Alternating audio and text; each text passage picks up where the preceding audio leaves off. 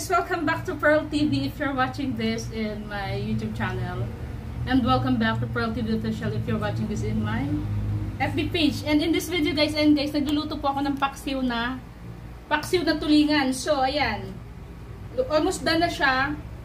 So, ayun, gamit ko guys is napakagandang lutuan pero mura lang to guys. So, medyo luto na siya kasi namumuti na yung ice ng tulingan. Ang gagawin ko kasi nito guys ay picadillo.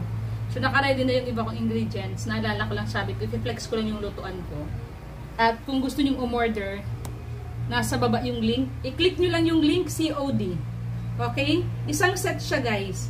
Meron siyang kaldero, perfect sa mga kagaya ko na mami na mahilig magluto-luto. So, apat na ano to guys, may malaking kawa to wok, W-A-K. This is frying pan. Meron maliit na kaldero. Okay? So, that's the part of the set. Click nyo yung link para makita nyo. Sobrang mura lang.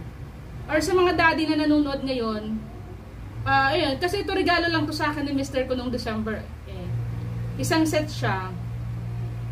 So, nagamit ko na naman halos lahat. Ito lang ay naalala ko lang, sabi ko kasi, ito favorite ko to, lagi lang nandyan. Yung iba kasi nasa box pa eh. Okay, so ayan, ginagawa ko, evaporate ko lang yung water kasi nagluluto nga ako ng picadillo. Nagluluto ako ng picadillo, so after nito, tuloy na ako sa aking cooking tutorial.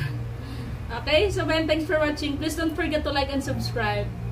And have your order now. Click the link below para magkaroon kayo ng ganitong ano, okay?